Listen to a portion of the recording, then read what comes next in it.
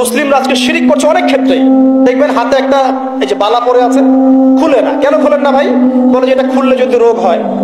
রোগ দেওয়ার মালিক কে? ওই বালা না আল্লাহ? এই যে আপনার বিশ্বাস জন্মায় নিয়েছে, এই যে বিশ্বাসটা জন্মিয়েছে আপনার হাতের উপরে, এই বালার উপরে, এটাই শিরক, এটাই শিরক।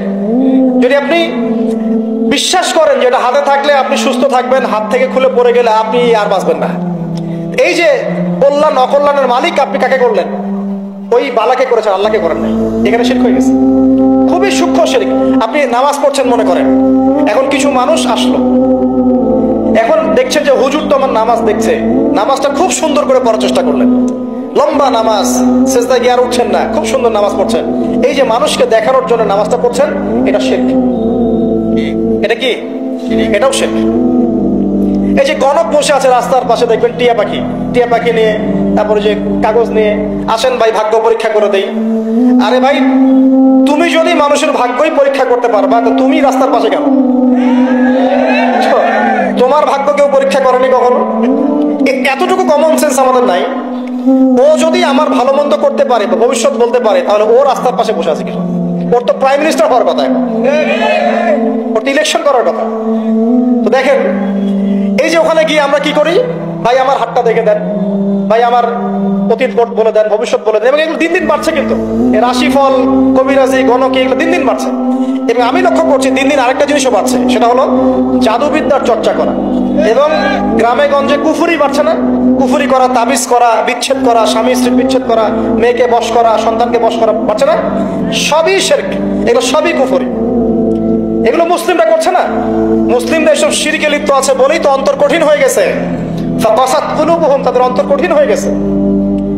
তো একটা হাদিস বলে এখানে, খালি নবী সাল্লাল্লাহু আলাইহি ওয়াসাল্লাম বলছেন, যদি কেউ কোনো গণকের কাছে যায়, গিয়ে বলে দেখেন তো আমার হাতটা একটু, ও কিন্তু বিশ্বাস করে না যে এ ভবিষ্যৎ বলতে পারে, খালি এমনি বলেছে একটু দেখেন তো, বলার সাথে সাথেই 40 দিনের নামাজ কবুল হবে না। আর যদি তার বলা কথায় বিশ্বাস করে যে হ্যাঁ তোমার ভবিষ্যৎ খুব ভালো, তুমি চাকরি পাবা, এটা করবা সেটা করবা, এবং সে বিশ্বাস করলো হ্যাঁ এটাই হবে, তখন নবী সাল্লাল্লাহু আলাইহি ওয়াসাল্লাম বলছেন সে যেন আল্লাহর পক্ষ থেকে যা নাজিল হয়েছে, মানে এই যে কোরআনুল কারীম, এই কোরআনকে যেন সে অস্বীকার করলো, মানে কুফর করলো। এগুলো আমরা করছি না ভাই? অনেক কিছু করছি আমরা। স্তম্ভের পূজা করছি, অনেক মুসলিম আগুনের পূজা করছে। আগুন জ্বালিয়েছেন, মাথা নত করছেন কেন? আগুনের সামনে আপনি মাথা নত করবেন কেন? আপনি একটা স্তম্ভের সামনে, গাছের কাছে, গাছের সামনে দাঁড়িয়ে মাথা নত করে ধ্যান করবেন কেন? আপনি মেডিটেশন করছেন কি জন্য? আপনাকে নামাজ দেওয়া হয় নাই? 5 ওয়াক্ত নামাজ দেওয়া হয় নাই? নামাজের চেয়ে বড় মেডিটেশন কিছু আছে নাকি? আপনি ধ্যান করছেন কি জন্য? অনেক মুসলিম তো জিনের উপাসনা করছে, জানেন? অনেক মুসলিম জিনকে দাবি করার চেষ্টা করছে। আর জিন বলে একটা জাতি আছে, এটা সত্য।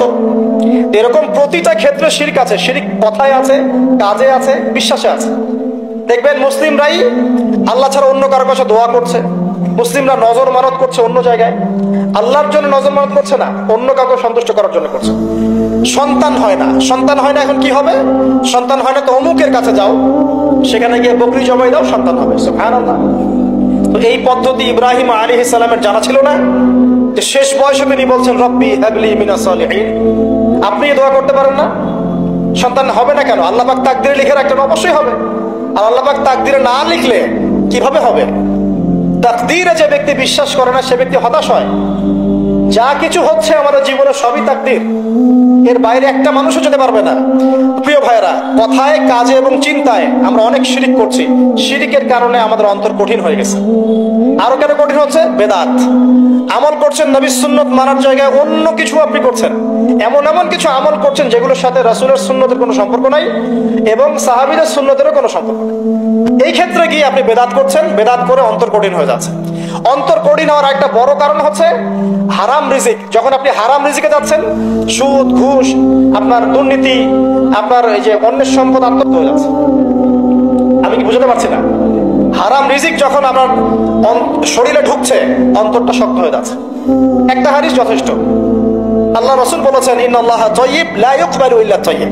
আল্লাহ পাক পবিত্র সত্তা, তিনি পবিত্র ছাড়া কবুল করেন না। আপনি 10টা হজ করে আসেন, চুরির টাকা দিয়ে, ডাকাতির টাকা দিয়ে, আত্মসাতের টাকা দিয়ে, দুর্নীতির টাকা দিয়ে, যদি কবুল হয় তাহলে কোরআন সুন্নাহ মিথ্যা হয়ে যাবে। নাউজুবিল্লাহ।